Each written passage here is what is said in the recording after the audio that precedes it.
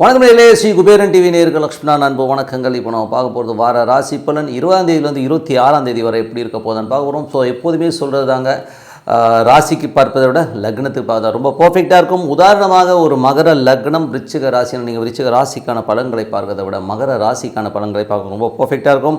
First வரது பொது பலன்கள், அதுக்கப்புறம் பார்த்திங்கன்னா தசா புக்தி பலன்கள். ஸோ உங்களுக்கு என்ன தசா புக்தி அந்தரங்கள் வருதோ ஸோ அதை வந்து மிங்கிள் பண்ணி பார்க்கும்போது ரொம்ப பர்ஃபெக்டாக இருக்கும். வீடியோட எண்டில் டிப் ஆஃப் த வீக் இருக்குது, மறக்காமல் பாருங்கள். துலாம் ராசி. ஸோ துலாம் ராசிக்கு வந்து பார்த்திங்கன்னா உங்களது ராசியாதிபதி சுக்கிரன் வந்து பார்த்திங்கன்னா உங்களுக்கு வந்து இருக்கிறது வந்து 5ல் இருக்காருங்க. ஸோ 5ல் உள்ள சுக்கிரன் வந்து 8ஆம் அதிபதியாகவும் வரும்போது கொஞ்சம் குழந்தைகளாக ஒரு மன உளைச்சல் வரதுக்கான வாய்ப்புகளை நிறைய ஏற்படுத்தும். ஸோ அதனால் கொஞ்சம் கேர்ஃபுல்லாக இருந்துக்குங்க. வேலையிலும் பார்த்திங்கன்னா வேலை பலுக்கள் அதிகமாக இருக்கிறதுக்கான வாய்ப்புகளை கொடுக்கும். கொஞ்சம் பார்த்து கொஞ்சம் அட்ஜஸ்ட் பண்ணி தான் இருக்கணும், கொஞ்சம் பார்த்துட்டு இருக்குங்க. அதுக்கப்புறம் பார்க்கும்போது உங்களுடைய 2 மற்றும் 7ஆம் அதிபதியான செவ்வாய், அவர் வந்து பார்த்திங்கன்னா உங்களுக்கு 9ல் வந்து இப்போ போகிற. ஸோ 9ல் போகும்போது என்ன மாதிரினா கணவன் மனைவி வெளியூர் பிரயாணம் பண்ணலாங்கிற ஒரு எண்ணங்கள் வரும். சுப நிகழ்ச்சிக்கு சார்ந்த விஷயத்துக்காக நிறைய ட்ராவல் பண்ணுற மாதிரி விஷயங்கள், போய் பார்த்து அலைஞ்சு தெரிஞ்சு போகிற மாதிரி விஷயங்களை நிறைய ஏற்படுத்தும். ஸோ அதில் வந்து ரொம்ப சிறப்பு தான். அதுக்கப்புறம் பார்க்கும்போது உங்களுக்கு 3 மற்றும் 6ஆம் அதிபதியான குரு 8ல் இருக்கிறது. அது வக்கரமாக இருக்கலாம், ஒன்றும் பெரிய எஃபெக்ட் பண்ணாது அப்படின்னாலும் கொஞ்சம் கவனமாக இருக்கணும். அது வந்து தொழில் ரீதியான விஷயங்களும் சின்ன மனக்கலக்கங்களை கொடுக்கும். ஏதாச்சும் கடன் வாங்கிட்டீங்க, ஐயோ இந்த கடன் வாங்கிட்டு எப்படி அடைக்க போகிறங்கிற மாதிரி விஷயங்கள் மனக்கலக்கங்கள் கொடுக்கும். அதனால் வந்து புதிய ஒப்பந்தங்கள் சைன் பண்ணுற மாதிரி விஷயங்கள்லாம் இருக்கும். பட் இருந்தாலும் வந்து கொஞ்சம் ஒரு 1க்கு 4 வாட்டி பார்த்து பண்ணுறது ரொம்ப ரொம்ப நல்லது. அதுக்கப்புறம் பார்க்கும்போது உங்களுக்கு வந்து 4ஆம் அதிபதி 5ல் இருக்கிறது வந்து தாயாரோட விஷயங்கள்லாம் ரொம்ப சிறப்பாகவும் நல்ல ஒரு லெவலில் போனாலும் அது வந்து சனியுடைய சாரத்தில் இருக்கும்போது தேவையில்லாத டே டு டே லைஃப்பில் வந்து ஒரு மனக்கலக்கங்களை கண்டிப்பாக ஏற்படுத்தும். ஸோ அதனால் கொஞ்சம் பார்த்து நடந்துக்குங்க. 5ஆம் அதிபதியாகவும் சனி வரும்போது குழந்தைகள் விஷயங்களும் கொஞ்சம் கவனமாக இருங்க. ஏன்னா வந்து அது குருடைய சாரத்தில் போது அது 8ல் போகும்போது கண்டிப்பாக குழந்தைகள் நடவடிக்கைகளில் வந்து நமக்கு ஒரு ஒவ்வாது, ஏதோ ஒரு பையன் ஏதோ தப்பு பண்ணுறானோங்கிற சந்தேகங்களை கண்டிப்பாக ஏற்படுத்தும். எல்லாருமேலேயும் ஒரு கான்ஃபிடென்ட்டாக எதுவும் பண்ணுற மாதிரி விஷயங்கள் இருக்காது. இது கரெக்டாங்கிற மாதிரி நமக்குள்ளே வந்து கேள்விகள் இருக்கும். ஸோ அதனால் கொஞ்சம் பார்த்து பண்ணுங்கள். 6ஆம் அதிபதி. ஸோ 6ஆம் அதிபதி 8ல் இருக்கும்போது வேலையில் ரொம்ப கவனம் தேவை. வேலையில் வந்து நம்மளை நிறைய பேர் கண்காணிப்பாங்க, நம்ம மேலே சந்தேகப்படுவதற்கான வாய்ப்பு இருக்கணும். கொஞ்சம் கவனமாக இருங்க, கொஞ்சம் கேர்ஃபுல்லாக இருக்குது. பக்கத்தில் இருக்கிறவர்கிட்ட வந்து ஏதாச்சும் ஏடாவிடமாக பேசுறதுலாம் ஸ்டாப் பண்ணிக்கிங்க. அவர் வந்து உங்களுக்கு போட்டு கொடுக்கறதுக்கான வாய்ப்பு கொஞ்சம் பார்த்து நடந்துக்கணும். அதுக்கப்புறம் பார்க்கும்போது உங்களது 7ஆம் அதிபதியான செவ்வாய். 7ஆம் அதிபதி செவ்வாய் வந்து சுப நிகழ்ச்சிகள் சார்ந்த விஷயங்களை நிறைய அலைச்சல்கள் கொடுக்கும். கொஞ்சம் பிரயாணங்கள் மேற்கொள்வதற்கான வாய்ப்புகளை நிறைய ஏற்படுத்துங்க. ஸோ எல்லாமே ரொம்ப சிறப்பு தான். மற்றபடி வந்து பார்த்திங்கன்னா உங்களுக்கு வந்து 8ஆம் அதிபதியான சுக்கிரன். ஸோ 8ஆம் அதிபதியான சுக்கிரனும் பார்த்திங்கன்னா உங்களுக்கு வந்து 5ல் இருக்குது. குழந்தைகள் விஷயங்களில் கொஞ்சம் கேர்ஃபுல்லாகணும். குழந்தைகள் ஆன்மீகம் சம்மந்தமான விஷயம் ஏதாவது ட்ராவல்கள் பண்ணி இப்போ கொஞ்சம் அவாய்ட் பண்ணிக்க நல்லது. குழந்தைகள் வந்து கொஞ்சம் ஸ்ட்ரெஸ்ஸாக நம்மகிட்ட வாக்குவாதங்கள் பண்ணுறதுக்கான வாய்ப்புனாலும் கொஞ்சம் கேர்ஃபுல்லாக இருந்துக்குங்க. அதுக்கப்புறம் பார்க்கும்போது உங்களுக்கு 9ஆம் அதிபதியான புதன். ஸோ 9ஆம் அதிபதியான புதன் வந்து பார்த்திங்கன்னா 3ல் இருந்து அது சுக்கிரனுடைய சாரத்தில் ரொம்ப கவனமாக இருக்கணுங்க. ஏன்னா வந்து 3ன்னும் போதே 3, 5, 8 அப்படிங்கிற ஒரு பாவங்கள் தொடர்பில் போகும்போது சிறு தூர பிரயாணங்கள், ஏதாவது பக்கத்தூர் பிரயாணங்கள்லாம் மேற்கொள்ளும்போது கொஞ்சம் கவனமாக இருக்குது ரொம்ப ரொம்ப நல்லது. குழந்தைகள்கிட்ட பேசும்போதோ பழகும்போதோ கொஞ்சம் கேர்ஃபுல்லாக பேசிங்க. ஸோ அதனால் ஒரு மன உளைச்சல் வரதுக்கான வாய்ப்பு ரொம்ப கேர்ஃபுல்லாக இருங்க. ஸோ அதுக்கப்புறம் பார்க்கும்போது உங்களுக்கு 10ஆம் அதிபதி சந்திரன் வந்து பார்த்தீங்கன்னா வாரத்தின் முற்பகுதியில் வந்து திங்கள் செவ்வாயில் நிறைய விரயங்கள் கொடுத்தாலும் அதுக்கப்புறம் நல்ல ஒரு வளர்ச்சி நல்ல ஏற்றங்கள் வரதுக்கான வாய்ப்பு ரொம்ப நல்லாயிருக்கு. வெள்ளி சனியில் மட்டும் பேசும்போது கொஞ்சம் கவனமாக பேசுறது ரொம்ப ரொம்ப நல்லதுங்க. அதுக்கப்புறம் 11ஆம் அதிபதியான சூரியன் வந்து பார்த்திங்கன்னா உங்களுக்கு இப்போது வந்து 4ல் இருக்காருங்க. ஸோ உங்களுக்கு வந்து வீடு சம்மந்தமான விஷயங்கள், வீடு வாங்கணும், வண்டி வாங்குறதுக்கான வாய்ப்புகள்லாம் ரொம்ப சிறப்பாக இருக்குது. ஸோ எல்லாமே நல்ல விஷயங்கள் தான். மற்றபடி 12ஆம் அதிபதியான புதன் வந்து பார்த்திங்கன்னா 3லும் நிறைய பிரயாணங்கள் மேற்கொள்வதற்கான வாய்ப்பு இருக்குது. ஸோ நிறைய பேர் வந்து வெளிநாடு வெளியூருக்கு வேலைக்கு போகணும், வேலை கிடைக்கணும், இல்லை வேலை விஷயமாக வெளி மாநிலங்கள் ட்ராவல் பண்ணுற மாதிரி விஷயங்கள்லாம் கண்டிப்பாக ஏற்படுத்துங்க.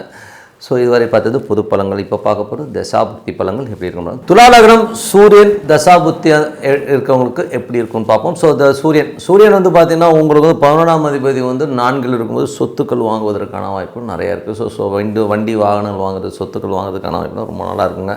ஸோ அது நல்ல விஷயந்தான். ஸோ அதுக்கப்புறம் வந்து துலா லக்னமாக வந்து சந்திர தசாபுக்தினா சந்திரன் வந்து 10ஆம் அதிபதியாக இருந்து தொழில் ரீதியான விஷயங்களை வாரத்தின் முற்பகுதியில் கொஞ்சம் செலவுகளோ கொஞ்சம் பிரயாணம் அலைச்சல்லாம் இருந்தாலும் அதுக்கப்புறம் நல்ல விஷயங்கள்லாம் நடக்கும்.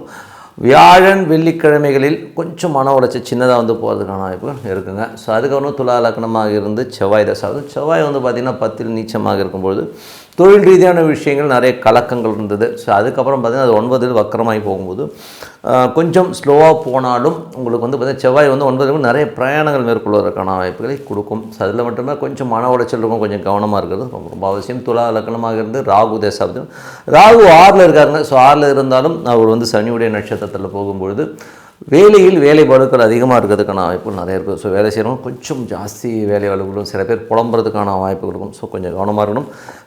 குழந்தைகள் மற்றும் கலைஞர்களுக்கு வந்து நல்ல வருமானங்கள் வருவதற்கான வாய்ப்பு ரொம்ப நல்லா இருக்குங்க. ஸோ எல்லாமே ரொம்ப சிறப்பு தான். துலா லக்னமாக வந்து குரு தசாபத்தின்னு குரு வந்து 8ல் இருக்காருங்க.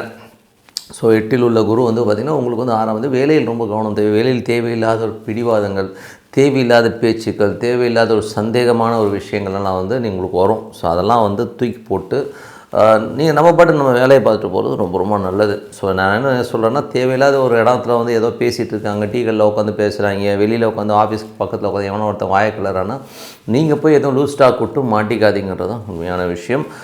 துலா லக்னமாக இருந்து சனி தசாபுத்தினும் சனி வந்து பார்த்திங்கன்னா உங்களுக்கு வந்து 4 மற்றும் 5ஆம் அதிபதி ஆட்சி பலத்தோடு இருந்து அது குருடைய சாத்திரம் ரொம்ப கவனமாக இருக்கணும். ஏன்னா வந்து தாயோட உடல்நலம் சார்ந்த விஷயங்களில் கொஞ்சம் கவனமாக இருக்கணும். குழந்தைகளும் வந்து பேசுகிறது பேச்சுக்கெல்லாம் பிடிவாதம் இருக்கும். ஸோ கொஞ்சம் நடைமுறையில் வந்து கொஞ்சம் மனக்காயங்கள் இருக்கும். ஏன்னா வந்து அது சனி குருவுடைய சாரத்தை சனி போகும்பொழுது அது 8ல் இருக்கும்போது ஒரு மன உளைச்சலை கண்டிப்பாக ஏற்படுத்தும். துலா லக்னமாக இருந்து புதன் தசாபதி, புதன் வந்து பார்த்திங்கன்னா உங்களுக்கு வந்து 9ஆம் அதிபதி. ஸோ 9 மற்றும் 12ஆம் அதிபதி 3 நிறைய பிரயாணம் பண்ணுறமான விஷயங்களே கொடுத்துரும். ஸோ அது மட்டும் இல்லை, பிரயாணங்கள் வந்து கொஞ்சம் கவனமாக இருக்கணும். ஏன்னா பிரயாணங்கள் குழந்தைகள் விஷயங்கள் வந்து கொஞ்சம் மன உளைச்சல் வரதுக்கான கொஞ்சம் கவனமாக இருக்கணும். மற்றபடி பிரயாணங்கள் இருக்கணும் கண்டிப்பாக இருப்பதற்கான நிறைய இருக்குது. அதுக்கப்புறம் துலா லக்னமாக கேது தேசம், கேது 12ல் இருக்காருங்க. ஸோ 12லேருந்து அது சூரியனுடைய சாரத்தில் இருக்கும்போது வீடு பராமரிப்பு வேலைகளுக்காக கொஞ்சம் வந்து நம்ம செலவு பண்ணுறது, ஸோ கொஞ்சம் அடுத்த ஸ்டேஜுக்கு வந்து வண்டி வாகனம் ரெடி பண்ணுறது, இந்த மாதிரி விஷயங்கள்லாம் கண்டிப்பாக இருக்கும். தாயாரோட உடல்நலம் சார்ந்த விஷயம் கொஞ்சம் செலவு பண்ணுறதுக்கான வாய்ப்புகளை நிறைய ஏற்படுத்துங்க. ஸோ மற்றபடி எல்லாமே சிறப்பு தான். துலா லக்னமாக வந்து சுக்கிர தசாபதி, சுக்கிரன் 8ஆம் அதிபதியாக இருந்து அவர் வந்து 5ல் இருக்கும்போது குழந்தைகள் விஷயங்களில் வந்து கொஞ்சம் மன உளைச்சல், ஸ்ட்ரெஸ்ஸஸ், டென்ஷன்ஸ் வர்றதுக்கான இவ்வளோ ரொம்ப கவனமாக இருக்கணும். ஸோ கொஞ்சம் பார்த்து நடந்துக்கிறது ரொம்ப ரொம்ப அவசியம். வேலையில் வந்து தேவையில்லாத ஒரு மன உளைச்சல் வரும். ஸோ அதெல்லாம் கொஞ்சம் கவனமாக இருந்துக்குங்க. ஸோ மற்றபடி எல்லாமே சிறப்பு தான். கடன் வாங்கியிருந்தீங்கன்னா சில பேருக்கு வந்து கடன் அடைப்பதற்கான வாய்ப்புகளை நிறைய ஏற்படுத்துங்க.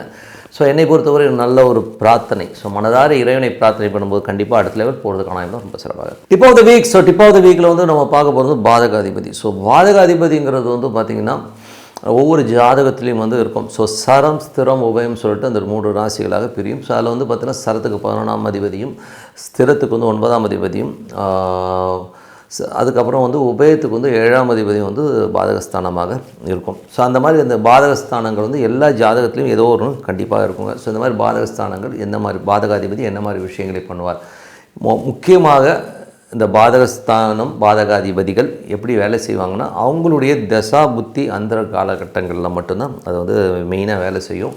ஸோ மற்ற காலகட்டங்கள் வந்து அவ்வளோ பெருசாக எஃபெக்ட் பண்ணுறது கிடையாது. பட் இந்த தசாபுக்திகளில் வந்து பார்த்திங்கன்னா வேறு ஒரு கிரகம் தசை நடத்தினாலும் அந்த பாதகாதிபதி நட்சத்திராதிபதியோ இந்த மாதிரி விஷயங்கள் இருக்கும்போது கண்டிப்பாக வந்து அதோடைய எஃபெக்ட் இருக்கும். மேஜராக வந்து பாதகாதிபதி அது எப்படி எஃபெக்ட் பண்ணோன்னா அது இருக்கிற ஸ்தானங்கள். இப்போ உதாரணத்துக்கு சொன்னால் ஒரு ஜாதகர் இருக்கார். ஸோ அவருடைய பாதகாதிபதி வந்து இப்போ உதாரணத்துக்கு வந்து ஒரு மகர லக்னம், ஒரு செவ்வாய் பாதகாதிபதியாக இருக்கிறவங்க 2ல் வந்து செவ்வாய் இருக்குன்னா அவர் ஏடாவிடமாக பேசுவார். பேச்சினால் அவருக்கு பெரிய விரோதங்கள், பெரிய இழப்பு ஏற்பட்டிருக்குன்றதில் வந்து எந்தவித இதில் கண்டிப்பாக நடந்திருக்கும். சரிங்களா? தாயார் சார்ந்த உறவுகளாலும் வந்து பார்த்திங்கன்னா அவங்களுக்கும் ரொம்ப மனக்காயங்களை இவர் ஏற்படுத்தியிருப்பாருங்கிறது தான் உண்மையான விஷயம். ஸோ இதுதான் வந்து பாதகம். அது மட்டும் இல்லாமல் பார்த்திங்கன்னா இந்த பாதகம் வந்து நிற்கிறத விட அந்த பாதக ஸ்தானத்தில் உள்ள கிரகங்கள் தான் மேஜராக எஃபெக்ட் பண்ணும். இப்போ உதாரணத்துக்கு வந்து இப்போ வந்து அவருக்கு செவ்வாய் வந்து அந்த பாதக ஸ்தானத்தில் இல்லை, ஆனால் பேச்சினால் வந்து ஒரு 50% தான் அவருக்கு வந்து ப்ராப்ளம் வந்திருக்கும். மற்றபடி வந்து ஒரு 100% கிடையாது. ஆனால் 100% அங்கே இப்போது சப்போஸ் மகர லக்னத்துக்கு வந்து விருச்சிகத்தில் இருக்கிற கிரகம் வந்து கண்டிப்பாக ஒரு பெரிய பாதகத்தை கண்டிப்பாக அவர் பண்ணும். அதுவும் அந்த பாதகஸ்தானாதிபதி வந்து அந்த தசாபுத்தி காலங்கள் வந்து ஒரு மன உளைச்சலையும் டென்ஷன்ஸையும் கண்டிப்பாக கொடுத்துரும். இப்போ உதாரணத்துக்கு வந்து சொல்லப்போனால் ஒருத்தருக்கு வந்து பாதகஸ்தானத்தில் இப்போ ஒரு மகர லக்னத்துக்கு வந்து புதன் வந்து பாதகஸ்தானத்தில் இருந்து அது 11ல் வந்து பாதகஸ்தானமாக இருக்கும்போது வேலை விஷயங்களில் வந்து ரொம்ப பெருசாக போகணும் சொல்லி நிறைய கடன் வாங்கி, இல்லை ஒரு தொழிலில் ஒரு பெரிய கடன் வாங்கி கடன் சம்பந்தமான விஷயங்களோ இல்லை 9ஆம் அதிபதியாக வர அப்பா சம்பந்தமான விஷயங்களில் ஏதோ ஒரு பெரிய பிரச்சனையில் மாட்டி அதனால் ஒரு பெரிய மன உளைச்சல் கண்டிப்பாக வருங்க. ஸோ புதன் வந்து அந்த பாதகஸ்தானத்தில் இருந்தால் எதுக்கு சொல்கிறேன்னா, அந்த பாதகங்கிறது வந்து அந்த தசாபுத்தி காலங்களில் கண்டிப்பாக எஃபெக்ட் பண்ணும். ஸோ நீங்கள் எப்படி தான் போனாலும் சரி அந்த எஃபெக்ட்டை கண்டிப்பாக கொடுத்துரும். ஸோ அதனால் வந்து இதை விட்டு நம்ம பாதகஸ்தானாதிபதியோடைய திசை நடத்தும்போது நம்ம என்ன பண்ணணும் போது, அந்த ஸ்தானாதிபதி யாரோ அந்த கிரகம் இருக்கு இல்லையா, 11லேருந்து என்ன கிரகம், ஸோ அதுக்கான வர்ஷிப் பண்ணிக்கணும். அவ்வளோதான், பிரார்த்தனை தான். என்னை பொறுத்த பரிகாரன்றதை விட ஒரு பிரார்த்தனை பண்ணும்போது கண்டிப்பாக வந்து இந்த பாதகஸ்தானம் பாதகாதிபதியிலேருந்து கண்டிப்பாக ரிலீஃப் பண்ணும். பட் நம்ம தெரிஞ்சுக்கணும், ஏன்னா வந்து நமக்கு பாதகாதிபதி இது. ஸோ பாதகாதிபதி திசை நடக்கும்போது நம்ம கரெக்டாக அந்த ஒரு விஷயத்தில் வந்து நம்ம கேர்ஃபுல்லாக நடந்துக்கிட்டோம்னாலே மேக்ஸிமம் வந்து அந்த பிரச்சனைகள்லேருந்து வெளியில் வந்துடலாம்ங்கிறது தான் இதுக்கான ரெமெடி. மற்றபடி எந்த பிரச்சனையாக இருந்தாலும் ஒரே ரெமெடி தாங்க, எல்லா நோய்க்கும் ஒரே மருந்துன்ற மாதிரி ஒரு ப்ராக்டிஸ் மட்டும் நீங்கள் லைஃப்பில் பண்ணிட்டீங்கன்னா கண்டிப்பாக நம்ம அடுத்த லெவல் போகிறதுக்கான இது கண்டிப்பாக இருக்கும். எப்போதுமே சொல்கிறது தான். ஏன்னா ஒரு பிரார்த்தனை என்ன சாமி வேணால் எடுத்துக்கோங்க, உங்களுக்கு ரொம்ப பிடிச்ச சாமி ஏதோ ஒரு சாமியை எடுத்துக்கிட்டு டெய்லி அதுக்குன்னு ஒரு 10 நிமிஷம் ஒதுக்குங்க. சாப்பாடு எப்படி முக்கியம், தூக்கம் எப்படி ஒரு மனுஷனுக்கு முக்கியமோ அந்த மாதிரி வந்து ஒரு பிரார்த்தனையும் வந்து ரொம்ப ரொம்ப முக்கியம். ஸோ அதனால் வந்து மனதார இறைவனை வந்து பிரார்த்தனை பண்ணுங்கள். உள்ளுக்குள்ளே வந்து தெய்வம் இருக்கணும். ஸோ தெய்வம் உள்ளே வந்துருச்சுன்னா அதுக்கப்புறம் யாரும் உங்களை டச் பண்ண முடியாது. இதுக்கு உதாரணம் சொல்லணும்னா, மகாதேவர் ஐயர் பெரிய ஒரு ஸ்காலர், கிட்டத்தட்ட வந்து நீங்கள் கூகுளில் போய் டைப் பண்ணி பாருங்கள் மகாதேவர் ஐயர்னு. ஸோ அவர் சொல்லியிருக்கார். அவர் என்ன சொல்வார்னா, நான் வந்து கிட்டத்தட்ட வந்து ஒரு 47 ஆண்டுகளாச்சு என்னோடய ஜாதக நோட்டை தொட்டு. காரணம் என்ன, உபாசனை தெய்வம் என்னோடய இஷ்ட தெய்வங்களை வந்து நான் டெய்லி வழிபட்டுறேன் அப்படின்னு. ஸோ நீங்கள் வந்து வழிபாடுங்கிறத வந்து உங்கள் லைஃப்பில் வந்து ஒரு பார்ட்டாக ஒரு அரை மணி நேரமோ 15 நிமிஷமோ ஒதுக்கிட்டிங்கன்னா மற்ற எதுவுமே தேவையில்லைங்க. அந்த தெய்வம் உங்களை கண்டிப்பாக காப்பாற்றுன்னு சொல்லிவிட்டு உங்களிடம் விடைபெறுவது உங்கள் லக்ஷ்மி நாராயணன். நன்றி, வணக்கம். ஸ்ரீ குபேரன் டிவியை பார்த்தமைக்கு நன்றிகள். மேலும் இது போன்ற தகவல்களை தெரிந்து கொள்ள ஸ்ரீ குபேரன் டிவியை சப்ஸ்கிரைப் செய்யுங்கள். மறக்காமல் பெல் ஐக்கானை கிளிக் செய்யுங்கள்.